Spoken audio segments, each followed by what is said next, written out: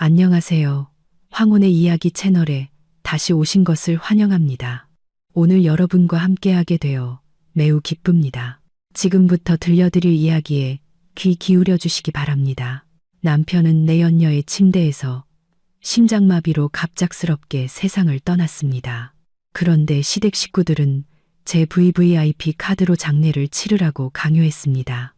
저는 그 자리에서 카드를 정지시키고 우리가 살던 강남의 고급 빌라를 팔아버린 뒤 그들을 떠났습니다. 다음 날 5명의 시댁 식구들은 모두 길거리로 쫓겨나게 되었습니다. 그날 밤 서울은 깊은 잠에 빠져들었고 저녁에 내린 소나기로 축축한 아스팔트 위로 가로등의 희미한 불빛만이 외로운 그림자를 드리우고 있었습니다. 저는 소파에 멍하니 앉아 틀어져 있는 낡은 영화에 전혀 집중하지 못하고 있었습니다. 정성껏 차린 저녁 식사는 이미 오래전에 차갑게 식어버렸습니다.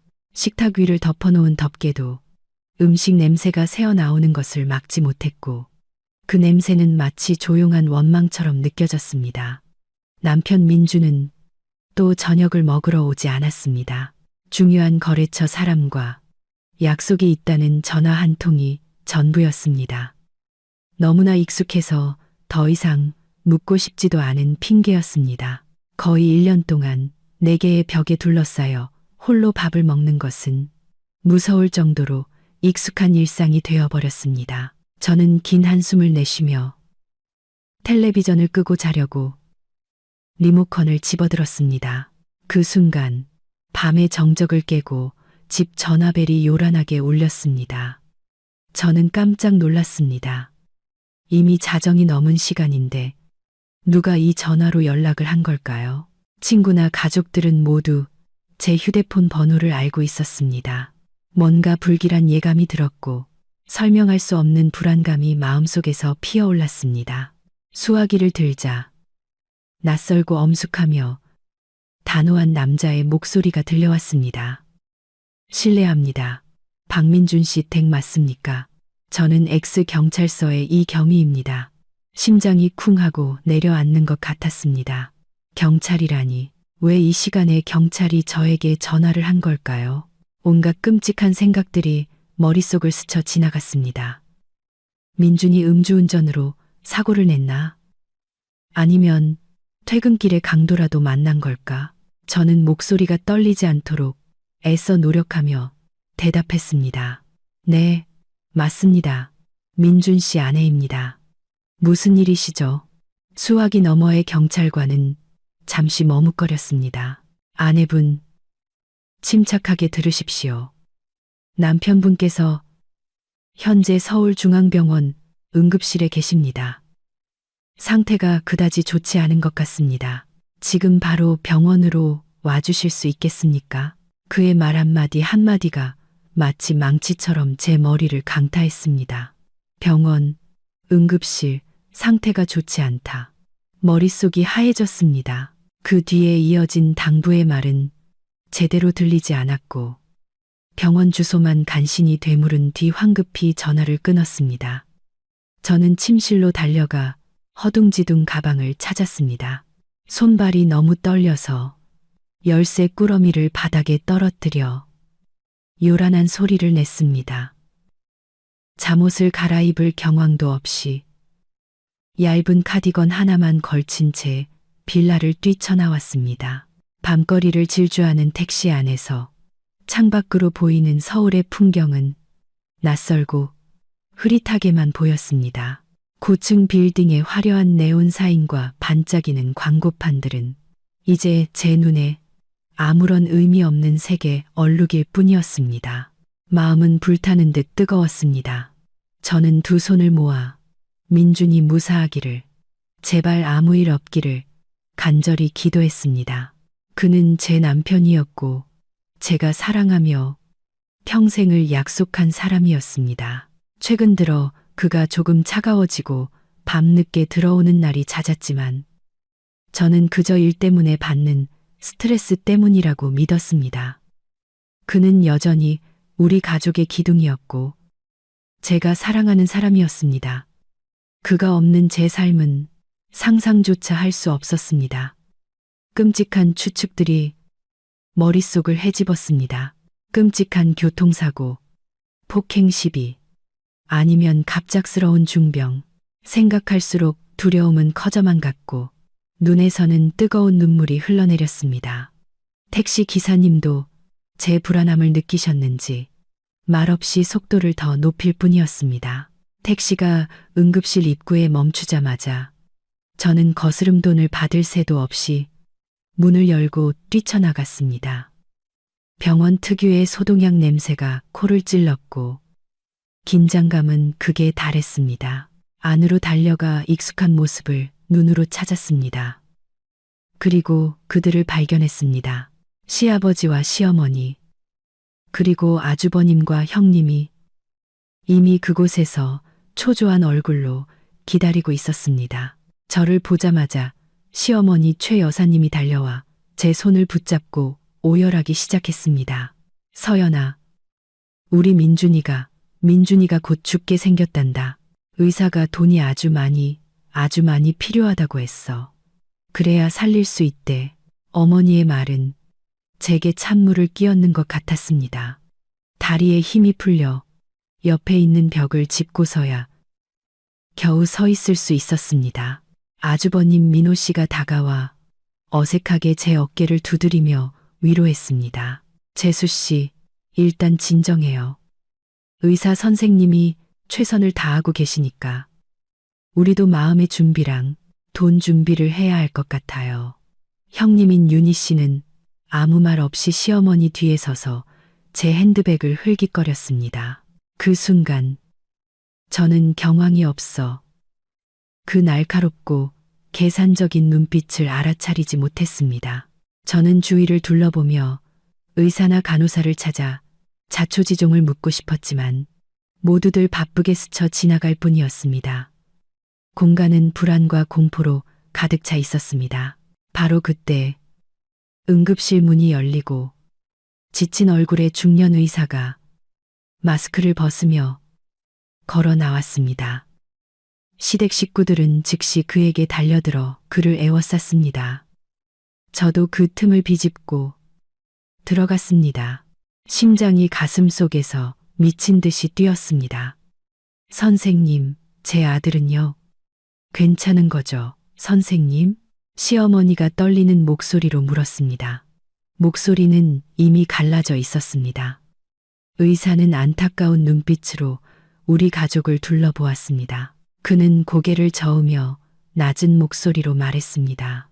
유감입니다. 환자분은 급성 심근경색이었습니다. 병원에 도착했을 때는 이미 심장이 잦은 상태였습니다. 저희가 최선을 다했지만 살릴 수 없었습니다. 마음 단단히 먹으시길 바랍니다. 주변의 모든 것이 멈춘 듯했고 귓가에는 점점 커지는 이명 소리만 들렸습니다. 그 끔찍한 소식은 날카로운 칼날이 되어 잔인하고 무자비하게 제 심장을 꿰뚫었습니다. 민준이 죽었다. 내 남편이 죽었다. 오후에 전화로 금방 들어오겠다고 웃으며 말하던 사람이 이제 이 세상에 없다는 사실을 믿을 수 없었습니다. 이 혹독한 현실을 받아들일 수가 없었습니다. 가슴이 찢어질 듯 아팠고 누군가 목을 조르는 것처럼 숨쉬기조차 힘들었습니다. 소리치고 싶고 목 놓아 울고 싶었지만 목구멍은 바싹 말라붙어 아무 소리도 낼 수 없었습니다. 시어머니는 비명을 지르며 바닥에 쓰러졌습니다. 시아버지와 아주버님이 황급히 어머니를 부축했습니다. 형님 윤희 씨도 손으로 입을 가렸지만 그녀의 눈에서는 슬픔 한 점 찾아볼 수 없었습니다. 오직 당혹감과 설명하기 힘든 실망감만이 어려 있었습니다. 병원 복도는 시어머니의 애절한 통곡 소리로 가득 찼습니다. 그리고 저는 그 극심한 고통과 혼란 속에서 미동도 없이 서 있었습니다. 모든 것이 너무나 갑작스러워서 도저히 받아들일 수가 없었습니다. 시댁 식구들이 혼란에 빠져 있는 동안 경찰 제복을 입은 두 사람이 다가왔습니다. 한 명은 제게 전화를 걸었던 이경이었습니다. 그는 위로의 눈빛으로 저를 보더니 마치 무미건조한 사건 보고를 하듯 객관적인 어조로 말하기 시작했습니다. 삼가 고인의 명복을 빕니다. 사건 기록을 위해 몇 가지 사실을 확인해야 합니다. 오늘 밤 10시경 마포구의 한 오피스텔에서 이상한 소리와 비명이 들린다는 주민 신고가 접수되었습니다. 저희가 현장에 도착했을 때 문은 잠겨 있지 않았고 박민준 씨는 옷이 흐트러진 채 의식을 잃고 바닥에 쓰러져 있는 상태로 발견되었습니다. 저는 정보의 조각들을 맞추려 애쓰며 그의 말을 하나하나 귀담아 들었습니다. 오피스텔. 왜 민준이 그 시간에 오피스텔에 있었을까? 분명 레스토랑에서 거래처 사람을 만난다고 했는데 경찰은 계속해서 말을 이어갔고 그의 말 한마디는 제 상처 입은 마음에 더 깊은 상처를 냈습니다. 저희가 도착했을 때 박민준 씨 곁에는 다른 여성이 한 명 더 있었습니다. 그녀의 진술에 따르면 두 사람이 함께 있다가 박민준 씨가 갑자기 가슴을 부여잡고 고통을 호소하며 쓰러졌다고 합니다. 너무 놀라서 구급차를 부른 뒤 바로 현장을 떠났다고 진술했습니다. 다른 여성. 그 네 글자가 제 머릿속에서 선명하고 날카롭게 울려 퍼지며 제가 붙잡고 있던 마지막 환상을 산산조각 냈습니다. 남편은 저를 속였을 뿐만 아니라 내연녀의 침대 위에서 죽은 것이었습니다. 이 끔찍한 진실은 그의 죽음 소식보다 더 고통스러웠습니다. 그것은 참을 수 없는 치욕이자 용서할 수 없는 배신이었습니다. 시댁 식구들도 모두 경악했습니다. 늘 과묵하고 근엄한 표정을 짓던 시아버지의 얼굴이 굳어졌습니다. 시어머니는 울음을 그쳤습니다. 그녀는 고개를 들어 경찰을 보다가 다시 저를 쳐다봤습니다. 그 눈빛은 의심으로 가득 차 있었습니다. 아주버님과 형님은 서로를 쳐다보았고 그들의 얼굴에는 복잡한 표정이 스쳐 지나갔습니다. 순간 남편을 잃은 슬픔은 역겨움과 분노로 바뀌었습니다. 알고 보니 저는 지금껏 바보였습니다.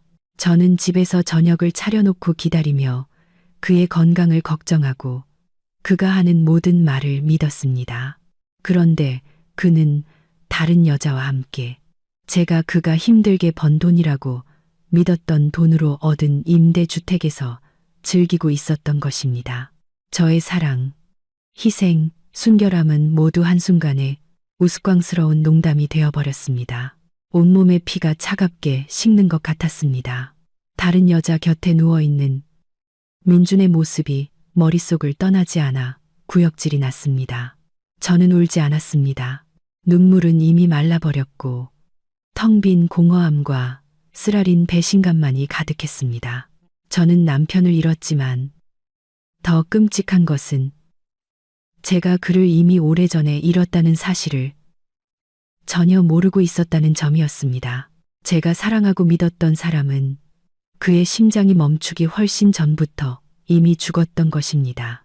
저 안에 누워있는 사람은 그저 거짓말쟁이, 배신자일 뿐이었습니다. 고통과 치욕이 채 가라앉기도 전에 형님 윤희 씨가 다가왔습니다.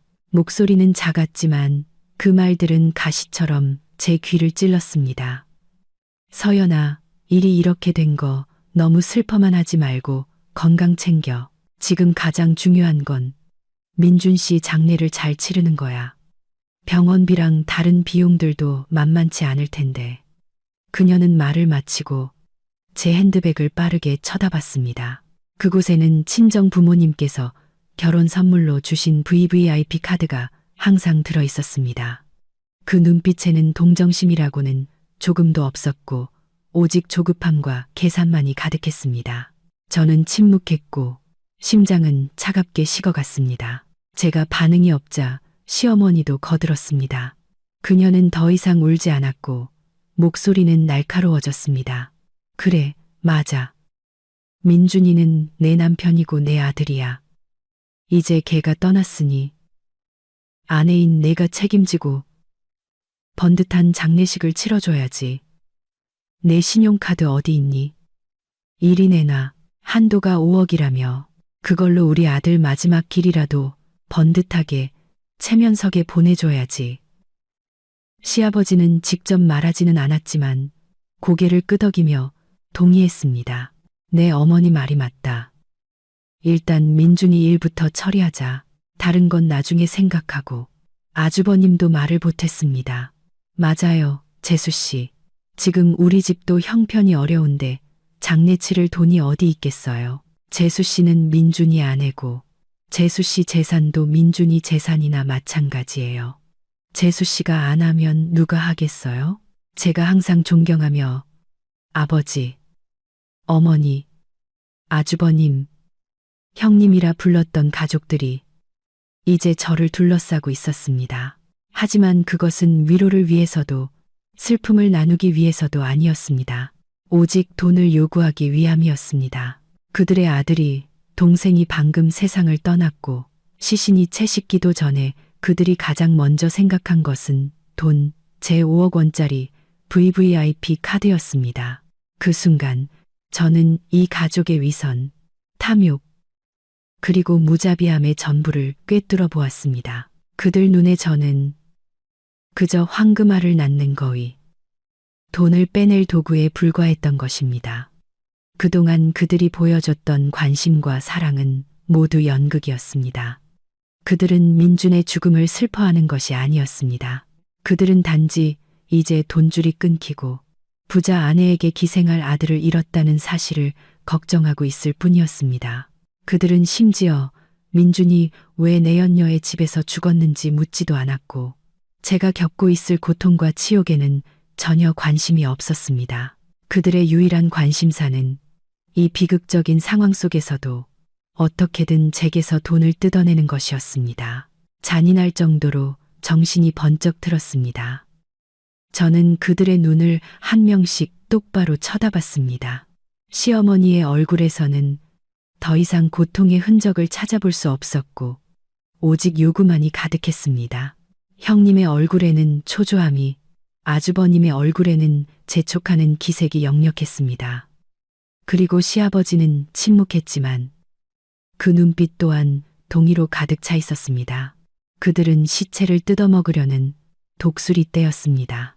분노가 가슴속에서 솟구쳤습니다. 고통보다도 더 강렬하게 그들은 제 안에 다른 사람을 깨웠습니다. 저 자신도 존재를 몰랐던 강하고 단호하며 결코 타협하지 않는 사람을. 저는 깊게 숨을 들이마셨습니다.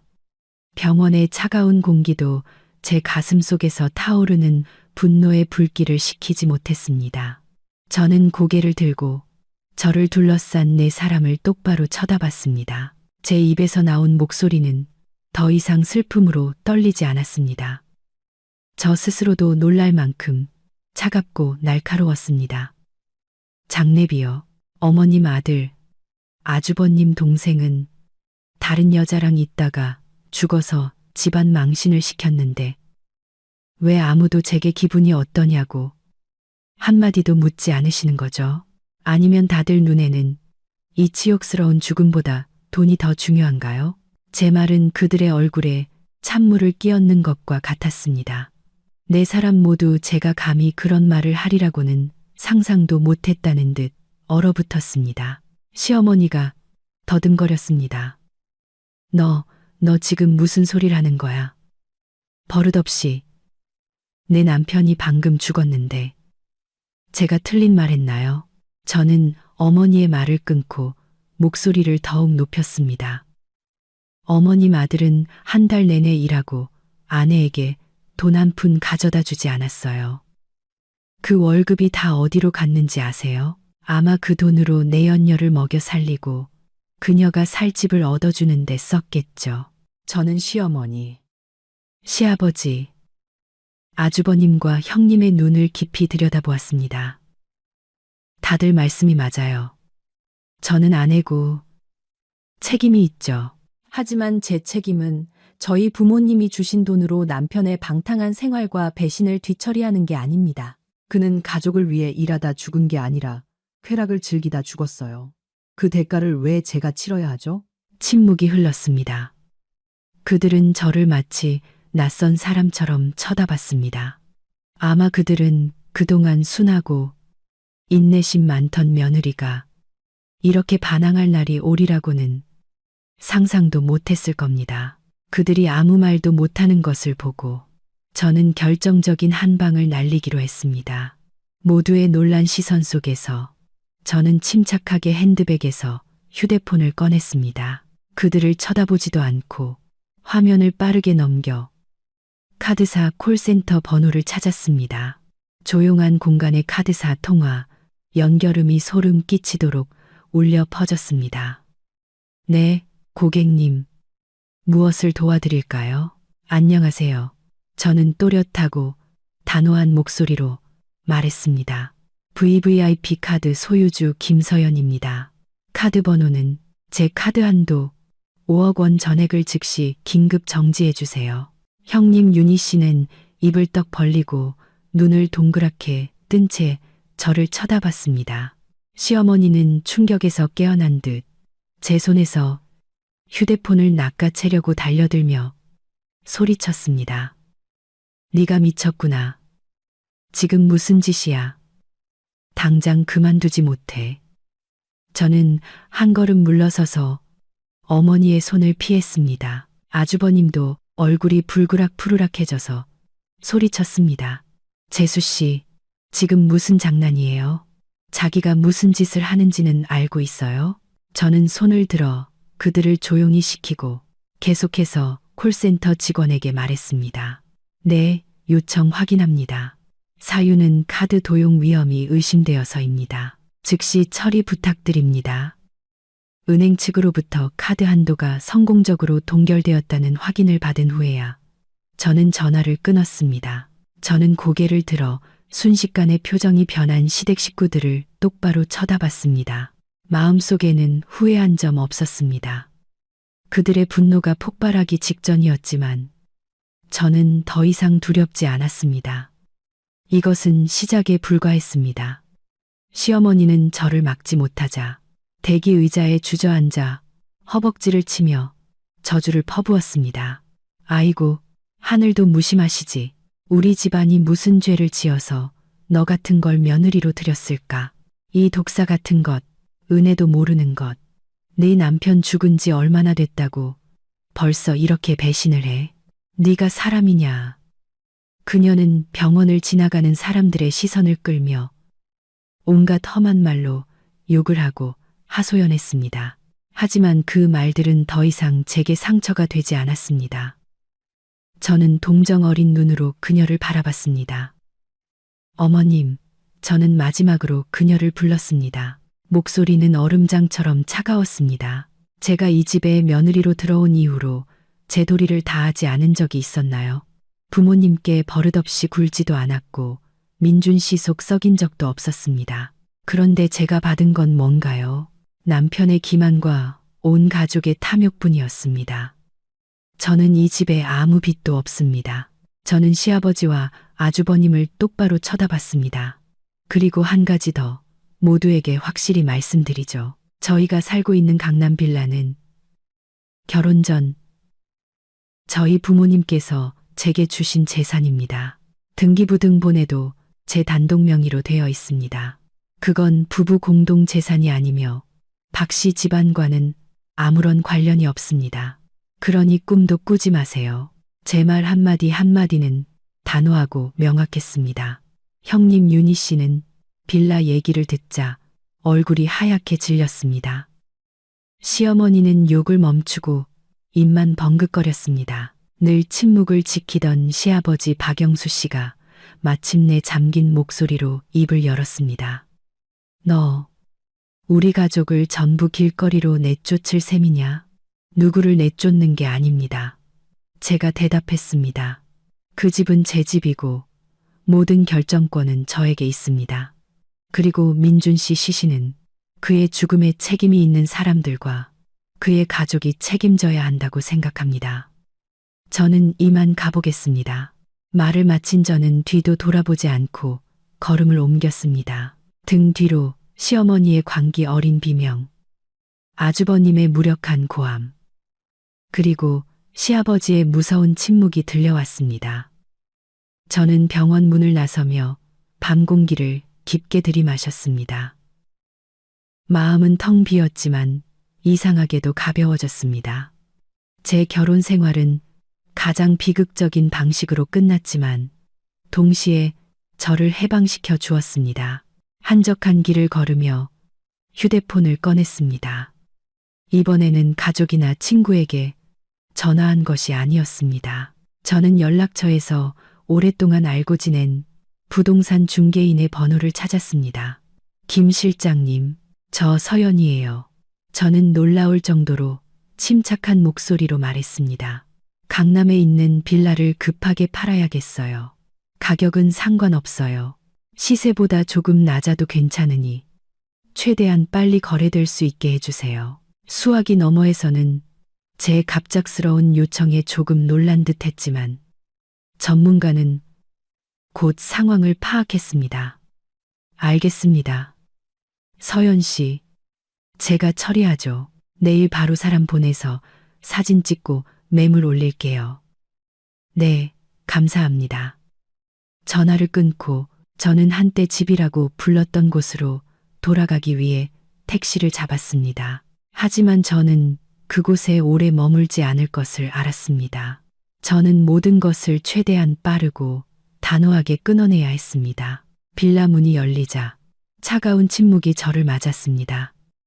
제가 떠날 때와 모든 것이 그대로였습니다. 식어 빠진 저녁 식사는 여전히 식탁 위에 있었고 텔레비전은 대기 모드였습니다. 하지만 제 눈에 이곳은 더 이상 보금자리가 아니었습니다. 그저 거짓된 기억과 배신으로 가득 찬 텅 빈 껍데기일 뿐이었습니다. 저는 부부 침실로 들어가지 않았습니다. 조용히 일에 집중해야 한다며 민준이 자주 사용하던 서재로 직행했습니다. 심장이 강하게 뛰었습니다. 설렘 때문이 아니라 증오 때문이었습니다. 오랫동안 애써 무시해왔던 아내의 직감이 이제는 너무나 명확하게 저를 이끌었습니다. 저는 그의 책상 서랍을 열었습니다. 위에는 깔끔하게 정리된 계약 서류들이 있었지만 저는 거기서 멈추지 않았습니다. 손을 맨 아래까지 뻗었습니다. 그곳에는 그가 거의 만지지 않던 검은색 가죽 폴더에 끼워진 서류 뭉치가 있었습니다. 저는 그것을 꺼내 책상 위에 올려놓았습니다. 가장 먼저 눈에 들어온 것은 임대차 계약서였습니다. 아파트 주소는 경찰관이 언급했던 바로 그 마포구의 오피스텔이었습니다. 임차인은 박민준. 계약 기간은 1년. 시작일은 거의 1년 전이었습니다. 저는 계약서의 날짜를 몇 번이고 다시 읽었습니다. 가슴이 아팠습니다. 거의 1년. 그는 거의 1년 동안 저를 속여왔던 것입니다.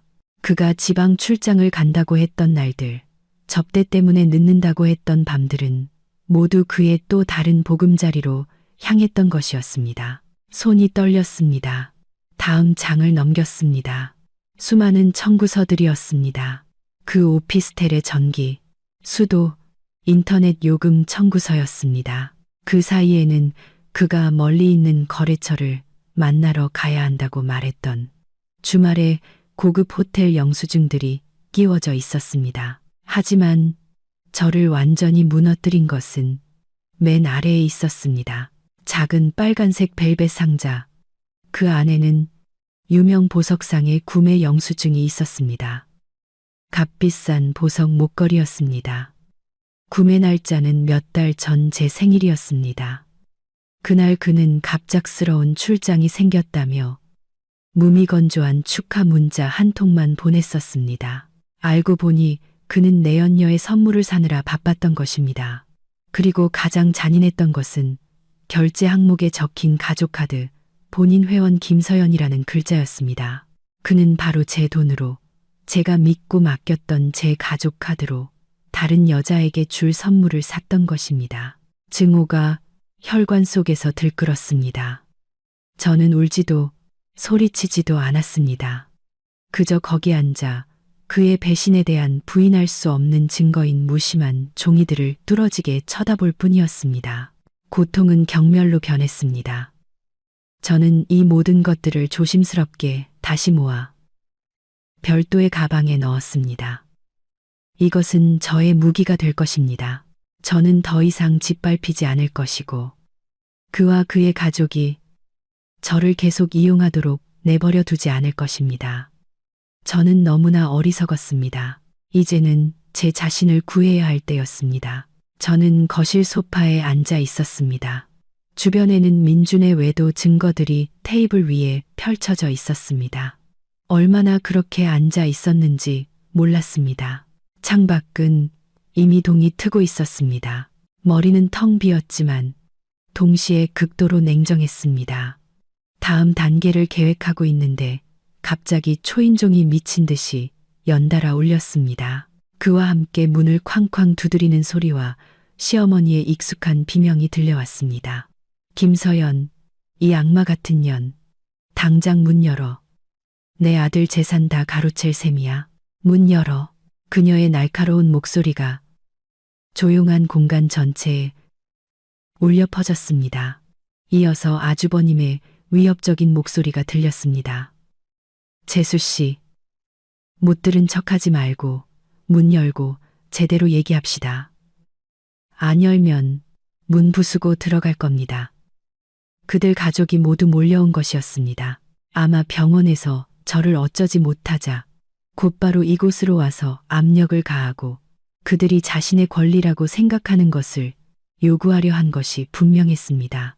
저는 꼼짝 않고 앉아 있었습니다. 지금 문을 여는 것은 호랑이 굴에 제 발로 들어가는 것과 같다는 것을 알았습니다. 그들은 이성적으로 대화하지 않을 것입니다. 오직 폭력과 독설로 저를 공격하고 돈과 이 집을 내놓으라고 강요할 것입니다. 문을 두드리는 소리는 점점 더 강해졌습니다. 마치 튼튼한 나무 문을 부술 기세였습니다. 형님 윤희 씨도 시어머니를 따라 목소리를 보탰습니다. 서연아, 어떻게 이럴 수가 있니? 남편이 죽은 지 얼마나 됐다고 벌써 재산 계산부터 하니? 문 열어봐. 무슨 일이든 차근차근 얘기하자. 우리 한 가족이잖아. 그녀의 목소리는 다정하게 들렸지만 그 속내는 칼날과 같았습니다. 한 가족, 정말 웃기는 소리였습니다. 저는 비웃었습니다. 저는 대답하지도 어떤 소리도 내지 않았습니다. 침착하게 휴대폰을 꺼내 녹음 기능을 켜고 마이크를 문 쪽으로 향하게 하여 테이블 위에 놓았습니다. 이 모든 협박과 비방을 녹음해야 했습니다. 나중에 제게 도움이 될 것입니다. 꽤 긴 시간 녹음을 한 후 저는 이 상황을 계속 방치할 수 없다고 판단했습니다. 그들은 이웃에게 피해를 줄 것이고 저는 이를 더 시끄럽게 만들고 싶지 않았습니다. 저는 연락처에서 빌라 관리사무소 번호를 찾았습니다. 네, 관리사무소입니다. 안녕하세요. 저는 최대한 침착하고 명확한 목소리로 말했습니다. 25호 입주민 김서연입니다. 지금 저희 집 앞에서 한 무리의 사람들이 문을 두드리고 소리치며 저를 위협하고 있습니다. 문을 부수고 들어오겠다고 합니다. 관리사무소에서 사람을 보내 제지해 주셨으면 합니다. 신변의 위협을 느끼고 있습니다. 네, 알겠습니다. 집 안에 가만히 계세요. 바로 경비팀 보내겠습니다. 전화를 끊자 마음이 다시 평온해졌습니다. 밖에서는 여전히 고함과 문 두드리는 소리가 그치지 않았습니다. 하지만 저는 그들의 연극이 곧 막을 내릴 것을 알았습니다. 몇 분 후 전동 카트 소리와 경비원들의 큰 목소리가 들렸습니다. 시어머니의 욕설은 말다툼과 논쟁으로 바뀌었습니다. 그리고 점차 모든 것이 조용해졌습니다. 그들은 쫓겨난 것입니다. 저는 안도의 한숨을 내쉬었지만 마음속에서는 또 다른 결심이 싹겠습니다. 저는 더 이상 여기에 머물 수 없었습니다. 오늘은 쫓겨났지만 내일, 모레 그들은 다시 돌아올 것입니다. 그들이 저를 괴롭힐 다른 방법을 찾기 전에 저는 즉시 이곳을 떠나야 했습니다. 다시 조용해졌을 때 저는 쉴 틈이 없었습니다. 육체적인 피로감도 행동해야 한다는 마음속의 충동을 이기지 못했습니다. 저는 시간이 많지 않다는 것을 알았습니다. 탐욕스럽고 끈질긴 시댁 식구들은 쉽게 포기하지 않을 것입니다. 그들은 곧 어쩌면 더 난폭하게 돌아올 것입니다. 저는 일어나 침실로 빠르게 걸어 들어갔지만 옷을 챙기기 위함이 아니었습니다. 먼저 벽에 걸린 그림 뒤에 이 빌라의 등기부 등본, 신분증, 약간의 외화, 그리고 부모님께서 혼수로 주신 모든 보석들이었습니다. 저는 이 모든 것을 작은 크로스백에 조심스럽게 넣었습니다. 다음으로 민준의 외도, 증거가 담긴 가방을 들고 다시 한번 확인한 뒤 여행 가방에 넣었습니다. 그것은 저의 부적이었습니다. 그 후에야 옷을 챙기기 시작했습니다.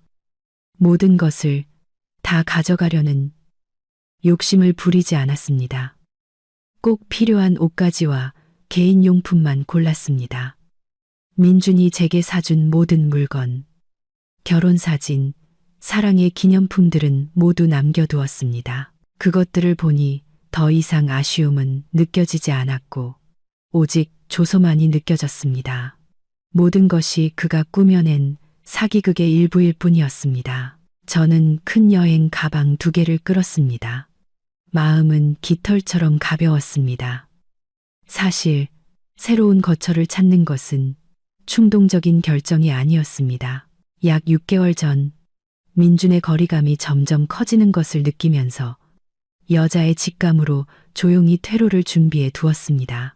저는 제 비상금으로 이곳에서 멀리 떨어진 다른 구에 작은 오피스텔을 임대해 두었습니다.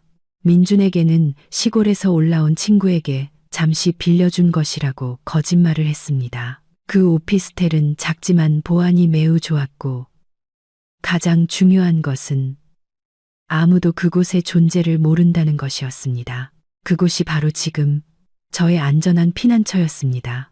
자정이 가까워져 단지 전체가 잠들었을 때 저는 행동을 개시했습니다. 저는 대형 콜밴을 부르고 기사에게 집 앞이 아닌 길가에 세워달라고 부탁했습니다. 빌라의 모든 불을 끄고 문을 살짝 열어 밖을 살폈습니다. 아무도 잠복하고 있지 않다는 것을 확인하고 나서야 조용히 여행 가방 2개를 끌고 나가 문을 잠그고 기다리고 있던 차를 향해 빠르게 걸어갔습니다. 차에 앉아 저는 마지막으로 빌라를 돌아보았습니다. 희미한 가로등 불빛이 하얀 벽에 비쳐 그곳은 외롭고 차갑게 보였습니다. 이곳은 한때 꿈이었고 자부심이었으며 제가 가꾼 보금자리였습니다. 하지만 이제 이곳은 저의 어리석었던 청춘을 가둔 금빛 새장에 불과했습니다. 그곳을 떠나며 저는 슬픔이 아니라 무한한 해방감을 느꼈습니다. 과거여 안녕. 나의 어리석음이여 안녕. 차는 저를 인생의 새로운 장으로 데려갔습니다. 제가 임대한 오피스텔은 현대적인 건물의 15층에 있었습니다. 복도에 서서 반짝이는 도시의 야경 일부를 볼 수 있었습니다. 이곳은 빌라보다 훨씬 작았고 침실 하나와 주방이 딸린 거실이 전부였습니다. 하지만 제가 열쇠를 꽂고 문을 열었을 때 깨끗하고 아늑한 공간이 펼쳐졌습니다. 저는 이곳이야말로 진정한 제 집, 거짓도 탐욕도 없는 안전한 피난처라는 것을 알았습니다. 그날 밤 끔찍했던 하루가 지나고 처음으로 저는 눈을 붙일 수 있었습니다. 비록 꿈속에서는 악몽이 계속되었지만 말입니다. 다음 날 아침 창문으로 햇살이 비칠 때 잠에서 깼습니다. 저는 피곤한 몸을 이끌고 일어나 커피 한 잔을 타서 식탁에 멍하니 앉아 있었습니다. 어제와 그제 일어난 일들이 마치 슬로우 모션 영화처럼 선명하고 고통스럽게 지나갔습니다. 하지만 저는 무너지는 것을 허락하지 않았습니다. 아직 해야 할 일이 많았습니다. 첫 번째는 부동산 중개인에게 다시 전화해서 집 매매를 서두르는 것이었습니다. 제가 막 번호를 누르려는데 초인종이 울렸습니다. 저는 깜짝 놀라 경계심이 가득했습니다. 설마 시댁 식구들이 이곳까지 찾아온 걸까? 어떻게 이렇게 빨리? 저는 조심스럽게 문으로 다가가 외시경으로 밖을 내다봤습니다. 문 밖에는 시댁 식구들이 아니었습니다. 젊은 여성이 서 있었습니다. 키가 크고 옷차림은 매우 세련되었습니다. 명품 옷과 비싼 핸드백, 완벽한 화장을 한 얼굴은 아름다웠지만 오만하고 도전적인 기색이 역력했습니다. 저는 그녀를 몰랐지만 직감은 이 만남이 우연이 아니라고 말해주고 있었습니다. 저는 숨을 한번 고르고 침착하게 안전고리를 건 채 문을 살짝 열었습니다. 실례지만 누구를 찾으시나요? 그녀는 제 위아래를 훑어보더니 입가에 비웃음을 띄었습니다. 김서연 씨, 민준 씨 아내 맞죠? 네, 맞아요. 누구시죠? 제 이름은 유리예요. 민준 씨 여자친구였어요. 그녀는 조금의 망설임이나 죄책감도 없이 당당하게 말했습니다. 우리 1년 가까이 만났어요. 여자친구. 그녀는 감히 여기까지 와서 스스로를 제 남편의 여자친구라고 소개했습니다. 그녀의 뻔뻔함에 놀랐지만 저는 화를 내지 않았습니다. 저는 그저 그녀가 무슨 짓을 하려는지 보려고 차갑게 그녀를 쳐다봤습니다. 그래요? 그래서 저를 찾아온 용건이 뭐죠? 제 남편은 죽었고 당신들 관계도 이제 끝났을 텐데요. 끝나다니요. 유리가 비웃었습니다. 말 쉽게 하시네요. 민준 씨가 떠나고 가장 고통스러운 사람은 저예요. 당신은 서류상 아내일 뿐이었고 그가 진정으로 사랑한 사람은 저였다고요. 저는 주먹을 꽉 쥐었습니다. 이 노골적인 도발은 참기 힘들었습니다. 본론만 말해요. 원하는 게 뭐죠? 제가 흥분하지 않자 유리는 약간 실망한 듯 했습니다. 그녀는 더 이상 돌려 말하지 않고 바로 본론으로 들어갔습니다. 민준 씨가 죽기 전에 저한테 5억 원을 주기로 약속했어요. 작은 집을 사서 우리 둘의 보금자리를 만들자고요. 곧 당신과 이혼하고 저와 결혼할 거라고 했어요. 이제 그가 떠났지만 약속은 여전히 유효해요. 당신은 아내니까 그를 대신해서 그 약속을 이행할 책임이 있어요. 저한테 5억 원을 주세요. 그가 저에게 바친 청춘과 사랑에 대한 보상금이라고 생각하죠. 그러면 다시는 당신을 귀찮게 하지 않을게요. 저는 그녀의 파렴치함에 거의 웃음이 터질 뻔했습니다. 보상금. 그녀는 남의 가정에 끼어들어 제 돈으로 호의호식했습니다. 이제 제 남편이 죽자 제게 보상금을 요구하러 온 것입니다. 세상에 이렇게 얼굴 두꺼운 사람이 있을 수 있을까요? 저는 남편의 내연녀 유리를 위아래로 훑어봤습니다. 제 입가의 미소는 친절함이 아니라 경멸이었습니다. 그녀가 기대했을지도 모를 분노 대신 저는 이상할 정도로 침착한 태도를 보였습니다. 5억 원, 약속. 저는 비웃음 가득한 목소리로 반복했습니다. 증명할 서류라도 있나요? 아니면 죽은 사람의 헛소리일 뿐인가요? 유리는 인내심을 잃은 듯 했습니다. 당신이랑 말싸움할 시간 없어요. 민준 씨는 나를 사랑했고 나한테 약속했어요. 못 믿겠으면 말아요. 돈 안 주면 이 아파트 전체에 당신이 어떤 아내길래 남편이 밖에서 다른 여자를 찾게 만들었는지 다 떠벌리고 다닐 거예요. 그때 가서 당신 체면이 어떻게 될지 한번 보죠. 아, 협박하시는군요. 저는 옅게 웃었습니다. 좋아요. 하지만 소란 피우기 전에 집에 들어와서 차나 한잔하면서 재미있는 것 좀 구경하는 게 어때요? 말을 마치고 저는 안전고리를 풀고 문을 활짝 열었습니다. 저의 자신감 있는 태도에 유리는 조금 놀라고 의심하는 듯 했지만 아마 제가 겁을 먹고 협상하려 한다고 생각했는지 거만한 표정으로 안으로 들어와 마치 자기 집인 양 소파에 앉았습니다. 저는 아무 말 없이 침실로 들어갔다가 증거로 가득 찬 가방을 들고 나왔습니다. 저는 유리 앞 테이블에 모든 것을 쏟아부었습니다. 임대차 계약서, 전기세와 수도세 청구서, 호텔 영수증, 그리고 마지막으로 목걸이 구매 영수증까지. 보세요. 저는 얼음처럼 차가운 목소리로 말했습니다. 이게 그가 당신을 위해 마련해준 보금자리 맞죠? 매달 월세는 제 돈으로 냈어요. 두 사람이 함께 갔던 고급 호텔 여행도 제 카드로 긁었고요. 유리의 얼굴이 변하기 시작했습니다. 그녀는 떨리는 손으로 테이블 위에 종이들을 내려다봤습니다. 저는 보석 구매 영수증을 집어들고 그녀의 목에 걸린 반짝이는 목걸이를 가리켰습니다. 그리고 이 목걸이 예쁘네요. 그가 제 생일날 당신에게 선물한 거예요. 그리고 그거 알아요. 이것도 제 가족 카드로 결제했어요. 당신은 지금 제 치욕과 남편의 배신, 그리고 제 돈을 목에 걸고 있는 거예요. 내연녀님. 유리의 얼굴이 종이처럼 하얗게 질렸습니다. 그녀는 더듬거렸습니다. 아니야, 그럴 리가. 민준 씨는 자기가 힘들게 번 돈이라고 했어. 번 돈? 저는 크게 웃었습니다. 쓰라린 웃음이었습니다.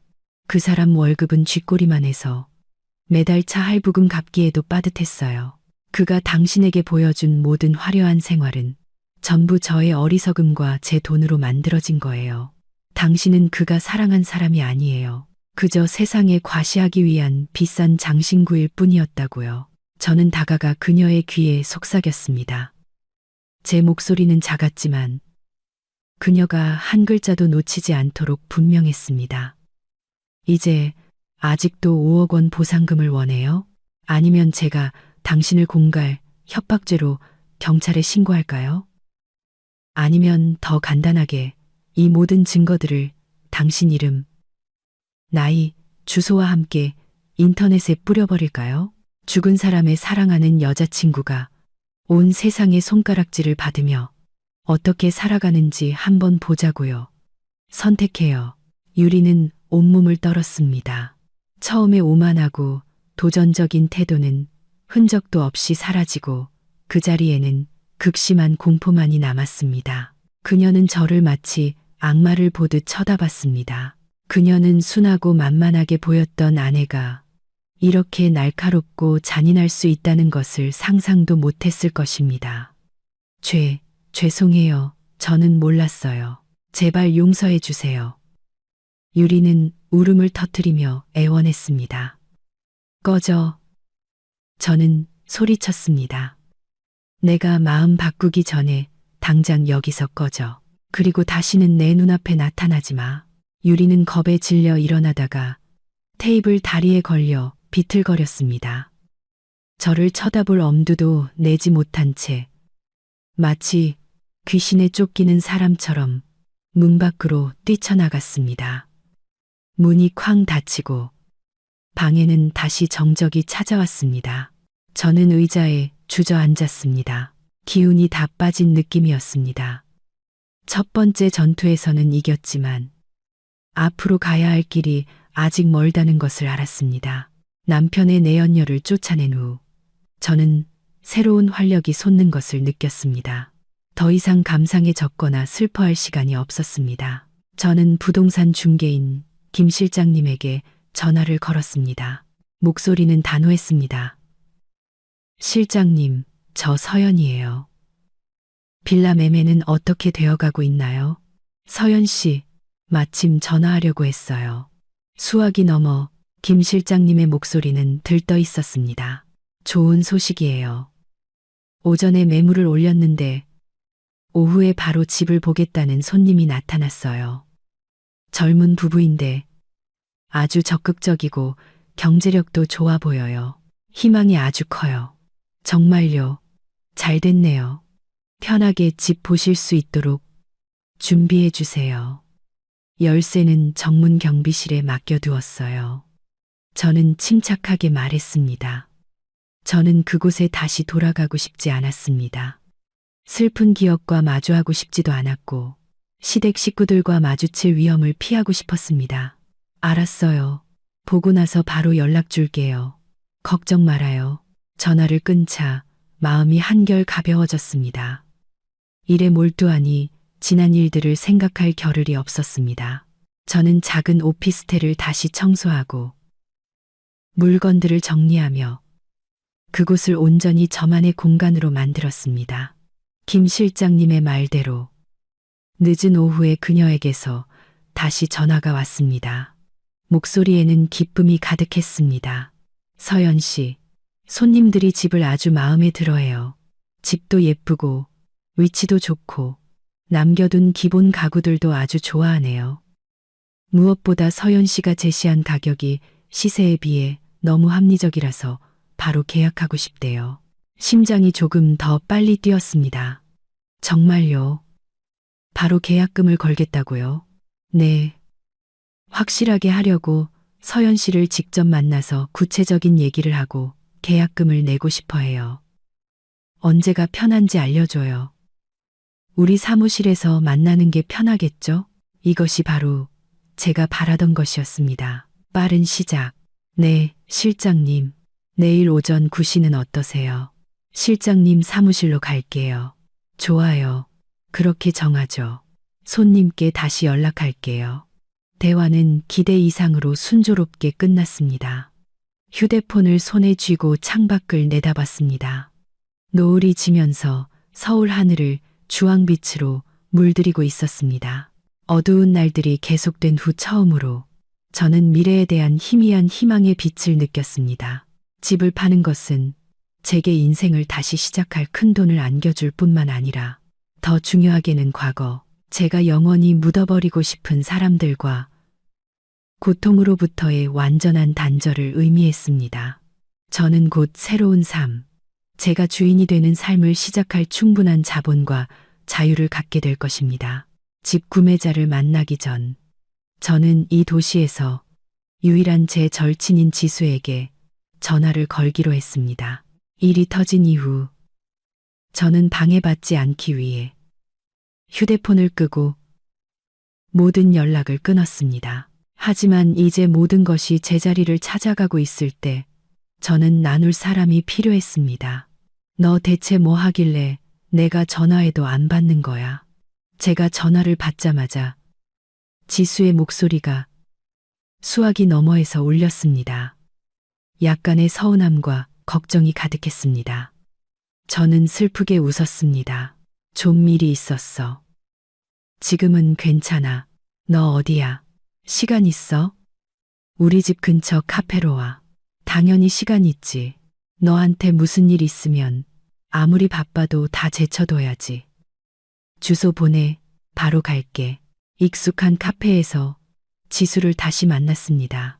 저는 그녀에게 모든 것을 털어놓았습니다. 하나도 숨기지 않고 민준의 죽음, 시댁의 실체, 그리고 뻔뻔한 내연녀까지. 지수는 이야기를 듣고는 처음에는 경악하더니 이내 분노로 바뀌었습니다. 그녀는 테이블을 치며 욕을 했습니다. 세상에 진짜 짐승만도 못한 것들. 어떻게 그런 인간들이 다 있냐. 서연아, 넌 너무 착했어. 나였으면 SNS에 다 터뜨려서 얼굴도 못 들고 다니게 만들었을 거야. 됐어. 저는 고개를 저었습니다. 소란 피워서 뭐해? 피곤하기만 하지. 난 그냥 조용하고 빨리 모든 걸 해결하고 싶을 뿐이야. 지수는 안타까우면서도 존경스러운 눈빛으로 저를 바라봤습니다. 넌 내가 생각했던 것보다 훨씬 강하구나. 그래서 이제 어떻게 할 거야? 빌라 팔고 있어. 거의 다 된 것 같아. 돈 생기면 뭐라도 하면서 다시 시작해야지. 제 말을 듣고 지수는 고개를 끄덕이더니 갑자기 아주 이상한 표정으로 저를 쳐다봤습니다. 안타까움과 통쾌함이 뒤섞인 표정이었습니다. 내 전 시댁 식구들 얘기가 나와서 말인데. 내가 할 말이 있긴 한데 해도 될지 모르겠다. 무슨 일인데? 그냥 말해봐. 어제 퇴근길에 X 다리 밑을 지나가는데 말이야. 지수는 머뭇거렸습니다. 웬 사람들이 거기 널브러져 앉아 있더라고. 엄청 초라하고 불쌍해 보였어. 자세히 보니까 세상에 내 눈을 믿을 수가 없었어.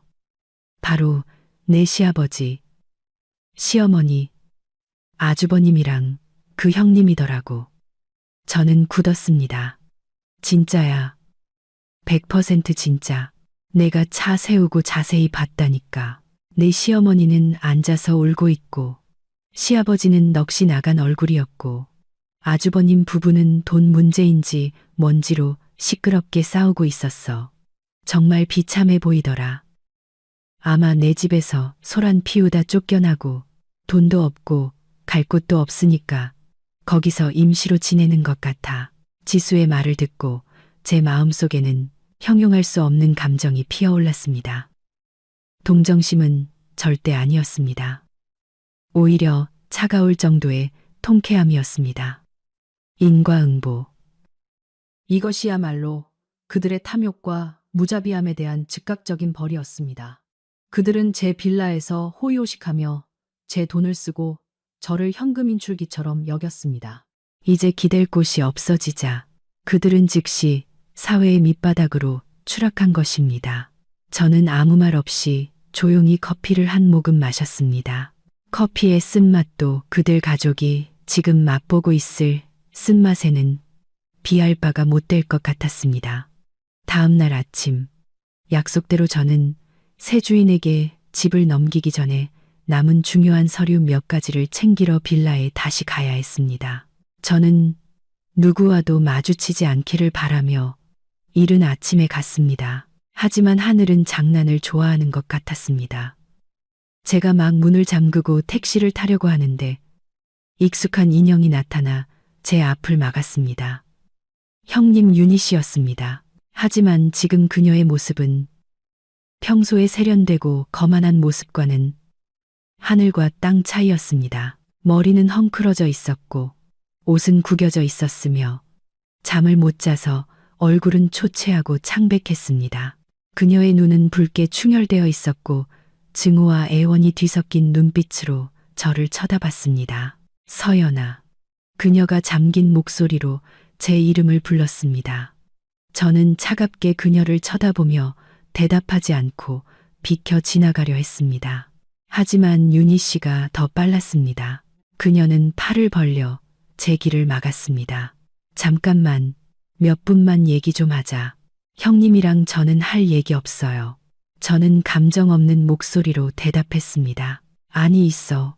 윤희 씨는 다급하게 떨리는 목소리로 말했습니다. 서연아, 예전에 나랑 시댁 식구들이 너한테 잘못 대한 거 알아. 우리가 잘못했어. 내가 가족들을 대신해서 사과할게. 우리 용서해주면 안 될까? 정말 어설픈 연극이었습니다. 예전에 저였다면 마음이 약해졌을지도 모르지만 지금은 아니었습니다. 저는 이 사과가 뉘우침에서 나온 것이 아니라 그들이 막다른 길에 몰렸기 때문이라는 것을 잘 알았습니다. 사과요. 사과 한마디로 모든 걸 없앨 수 있다고 생각하세요. 형님 사과가 제가 잃어버린 신뢰를 되돌려줄 수 있나요? 제 남편을 깨끗한 모습으로 되살릴 수 있나요? 윤희 씨는 고개를 숙이고 두 손으로 옷자락을 비볐습니다. 안 된다는 거 알아. 하지만 지금 우리 가족이 너무 힘들어. 그날 이후로 갈 곳도 없고 돈도 다 떨어졌어. 부모님은 늙고 약하시고 우리 아들은 며칠째 계속 열이 나. 다리 밑에서 임시로 지내고 있는데 말도 못하게 힘들어. 서연아, 제발 불쌍히 여겨서 돈 좀 빌려주면 안 될까? 예전 동서 사이의 정을 생각해서라도 그냥 이 위기를 넘길 작은 방이라도 구할 돈만이라도 나중에 꼭 갚을게. 약속해. 그녀의 비참한 모습을 보고도 저는 조금의 동정심도 느끼지 못했습니다. 그저 우스꽝스러울 뿐이었습니다. 그들이 남편의 치욕스러운 장례식을 위해 제게 돈을 내놓으라고 강요할 때 정을 생각했었나요? 그들이 문을 두드리고 욕하며 저를 비방할 때 정을 생각했었나요?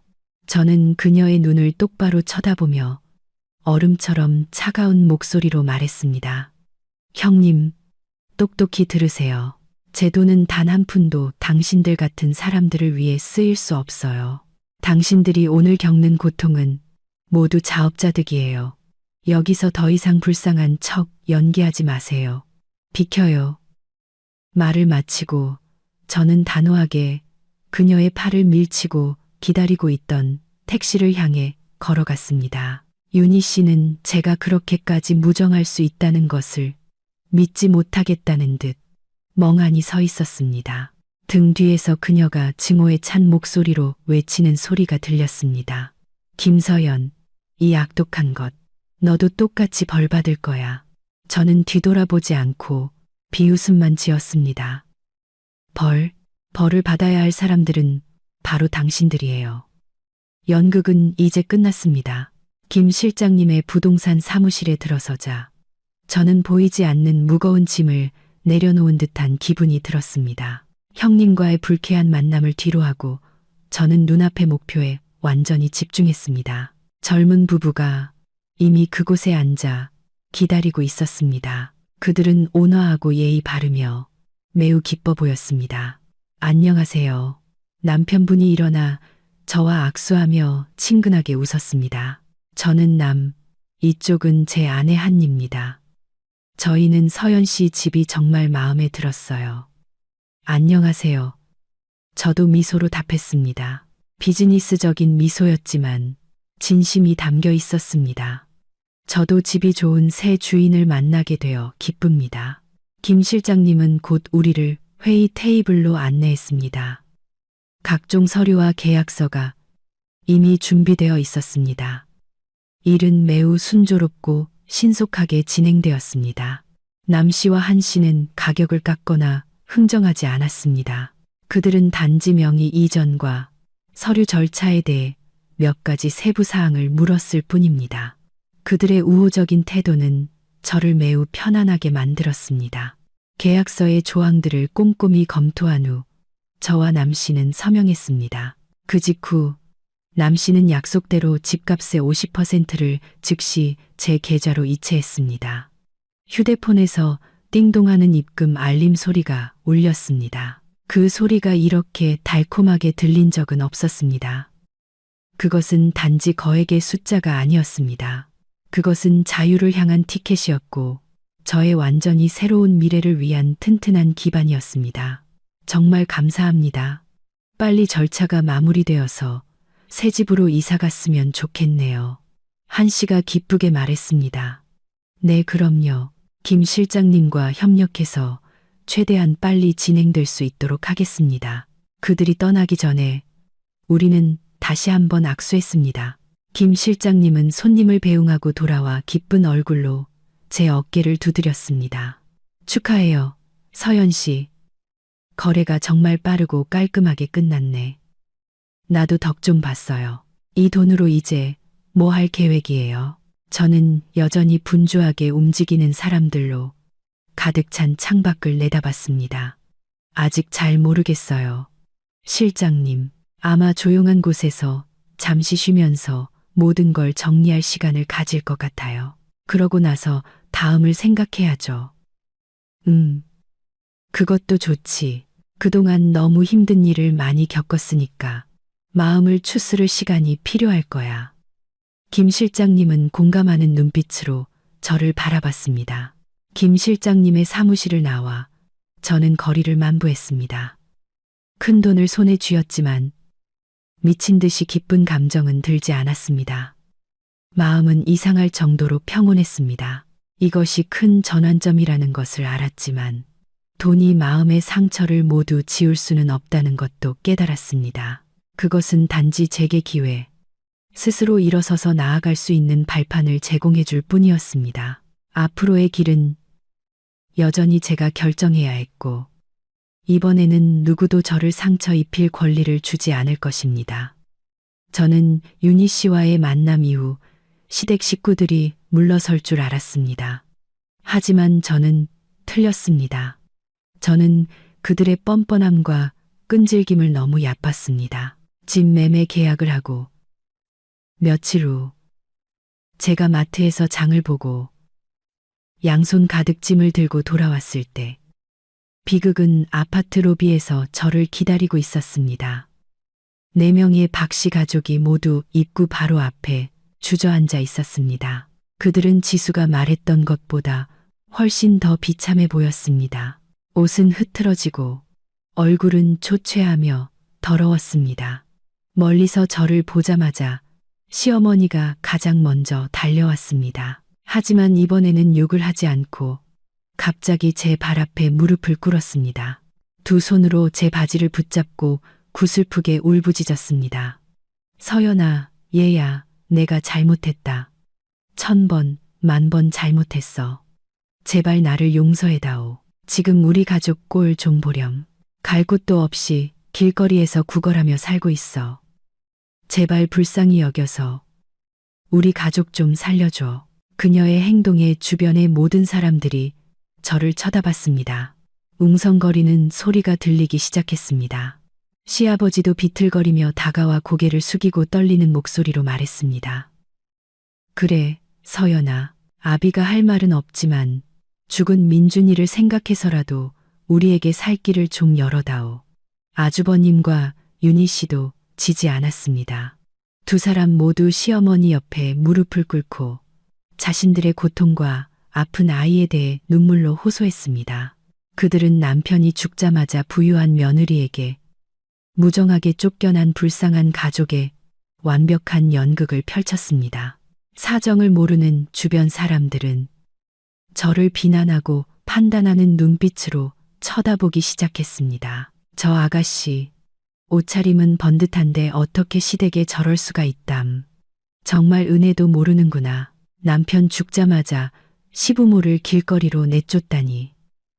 저 늙은 부부 좀 봐. 너무 불쌍하다. 그 말들은 바늘처럼 제 살을 찔렀습니다. 하지만 저는 더 이상 예전에 약하고 쉽게 당하던 김서연이 아니었습니다.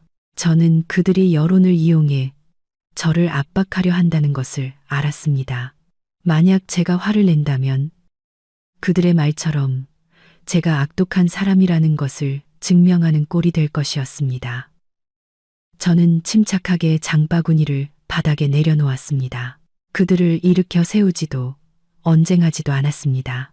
저는 그저 차가운 눈빛으로 그들을 쳐다본 다음 주변 사람들을 둘러보며 목소리를 높였습니다. 크지는 않았지만 모두가 들을 수 있을 정도였습니다. 어르신들 무슨 생각하시는지 압니다. 하지만 집안일은 한쪽 말만 들어서는 안 되는 법입니다.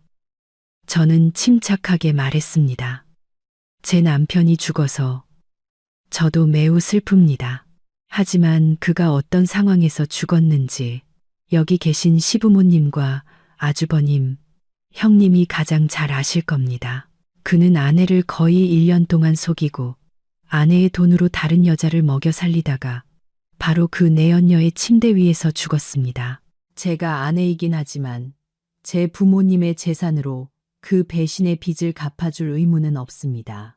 제 말을 듣고 주변 사람들은 놀라서 시댁 식구들을 다른 눈으로 쳐다보기 시작했습니다. 불쌍한 척하는 연극이 더 이상 통하지 않자 시어머니는 즉시 태도를 바꿨습니다. 그녀는 벌떡 일어나 제 얼굴에 손가락질하며 욕을 했습니다. 네가 감히 내 아들을 모함해? 걔는 죽었어. 내 맘대로 아무 말이나 해도 되는 줄 알아? 이 버릇없는 며느리 같으니라고. 네가 걔 재산 다 차지하고 이제는 명예까지 더럽히는 거야. 여러분 보세요. 이 여자가 바로 그 며느리입니다. 돈이랑 집 다 뺏고 우리를 길거리로 내쫓았어요. 연극은 절정에 달했습니다. 그들은 소리치고 비방하며 저를 사람들 눈에 죄인으로 만들려고 애썼습니다. 시어머니의 순식간의 태세 전환과 온 가족의 동조에도 저는 전혀 동요하지 않았습니다. 분노는 극에 달했지만 이성은 이상할 정도로 차가웠습니다.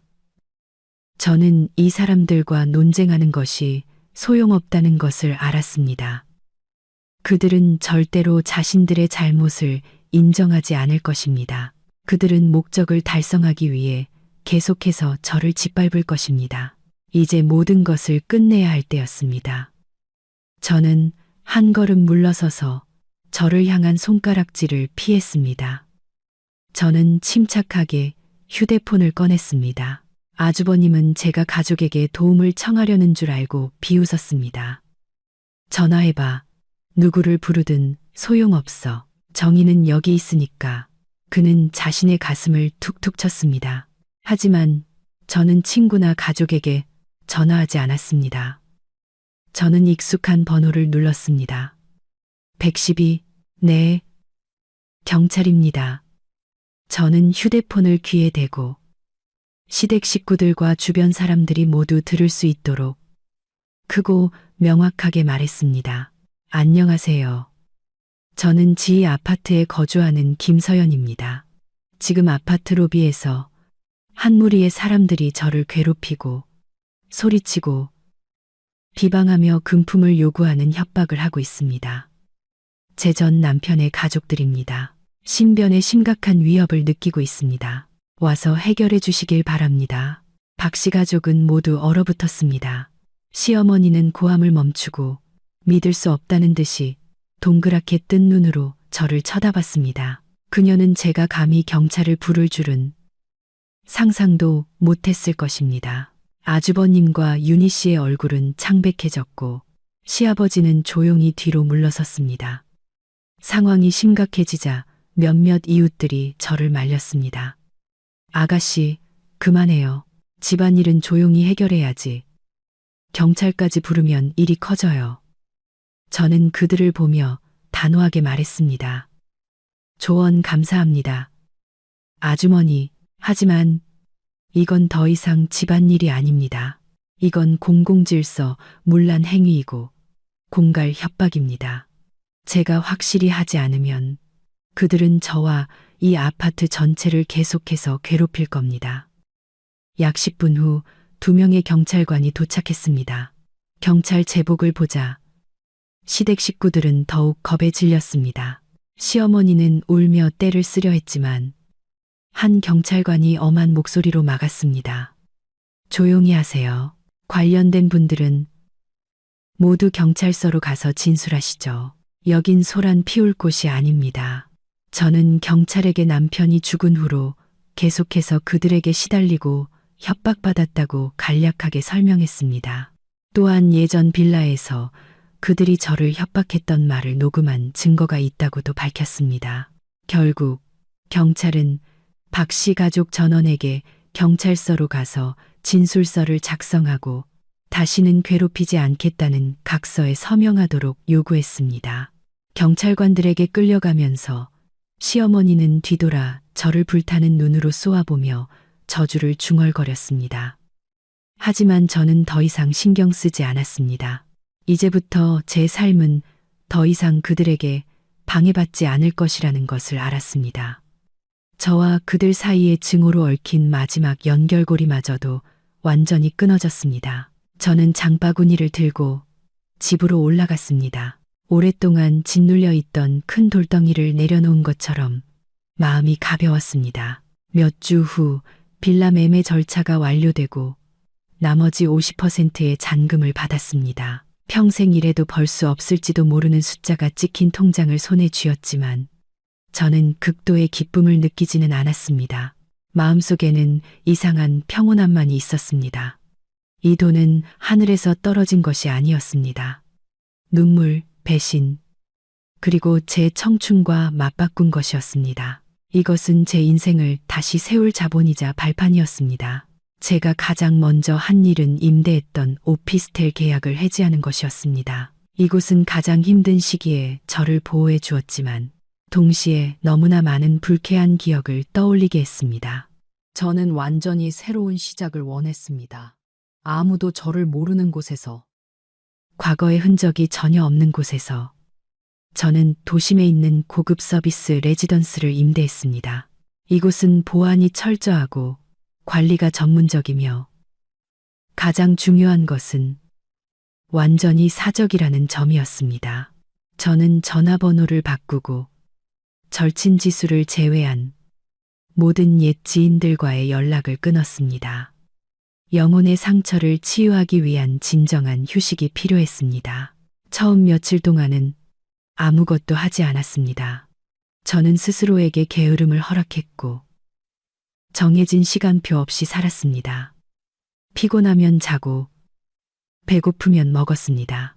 발코니에 몇 시간씩 앉아 분주한 도시를 내려다보고 예전에는 시간이 없어서 읽지 못했던 책들을 읽고 좋아하는 음악을 들었습니다. 점차 마음이 다시 회복되는 것을 느꼈습니다. 고통은 여전히 남아 있었지만 더 이상 쑤시거나 매일 밤 저를 괴롭히지 않았습니다. 어느 날 오후 조용한 골목길을 산책하다가 우연히 꽃집을 지나게 되었습니다. 가게는 크지 않았지만 다채로운 색상의 신선한 꽃들로 아기자기하게 꾸며져 있었습니다. 공기 중에 퍼지는 부드럽고 순수한 꽃향기에 마음이 갑자기 가벼워졌습니다. 저는 문득 어린 시절의 꿈을 떠올렸습니다.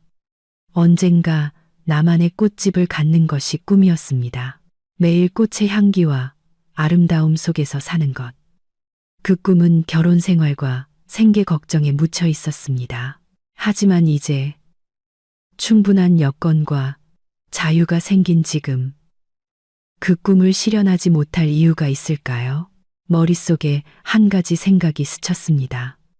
이것이 바로 내가 하고 싶은 일이다. 저는 가진 돈을 쓰며 안주하는 삶을 살고 싶지 않았습니다.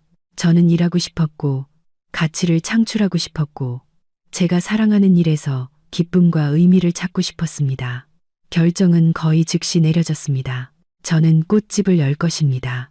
그것이 저의 새로운 시작이 될 것입니다.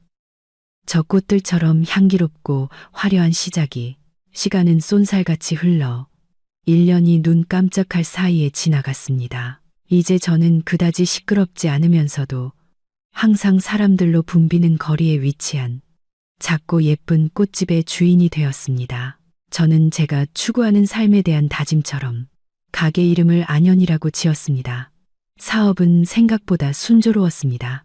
저는 꽃을 팔 뿐만 아니라 작은 행사 장식, 사무실이나 카페의 꽃꽂이도 맡았습니다.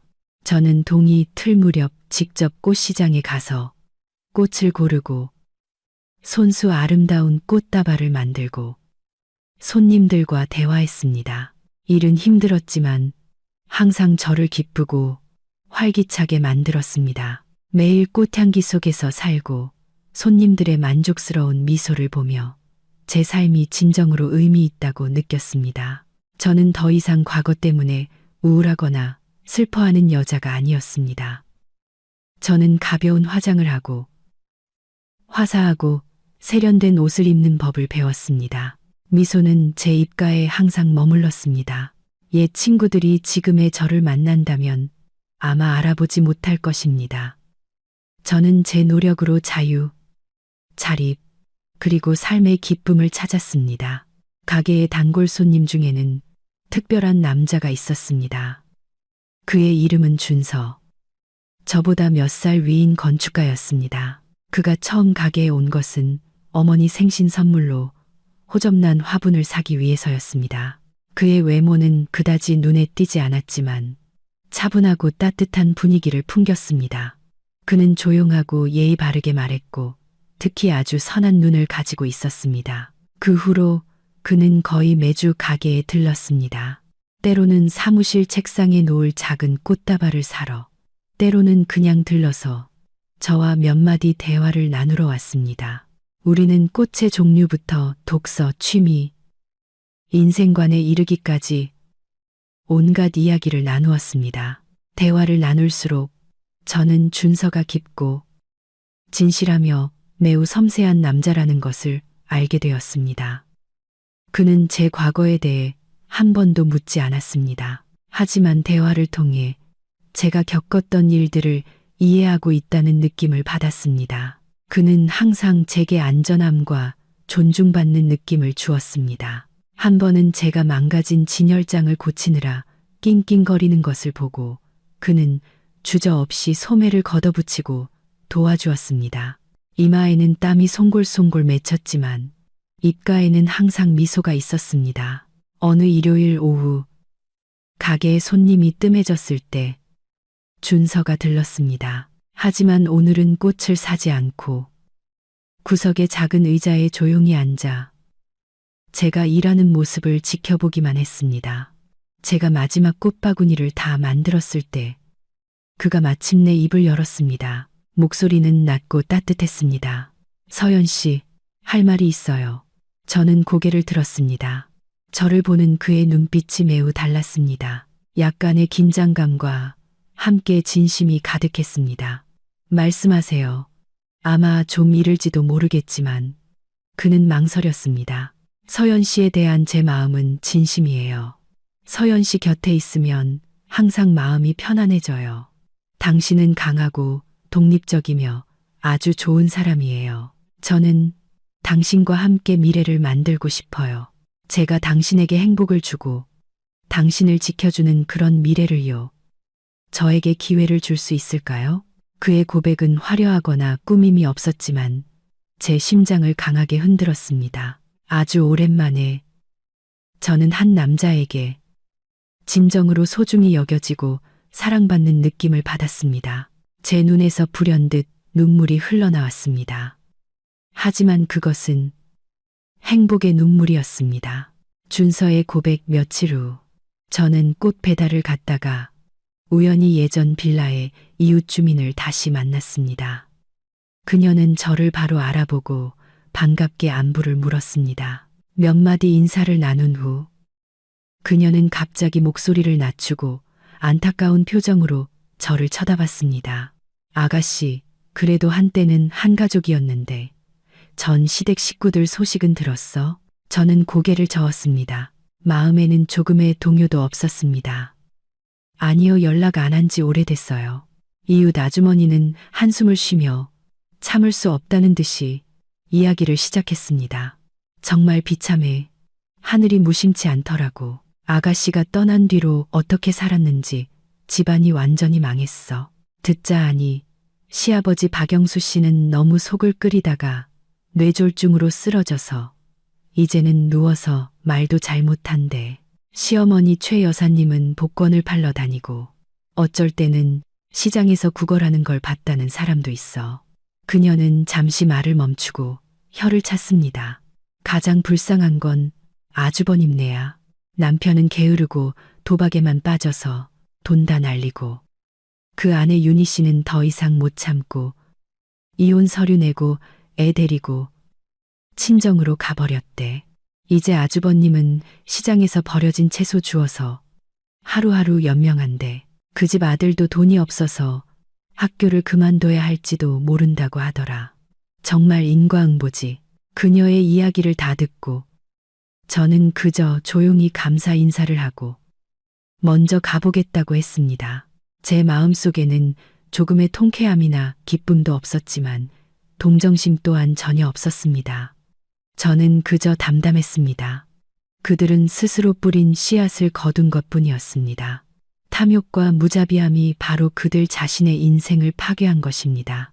저는 더 이상 원망하지 않았습니다. 제 삶은 이제 훨씬 더 밝고 좋은 새로운 장으로 넘어갔기 때문입니다.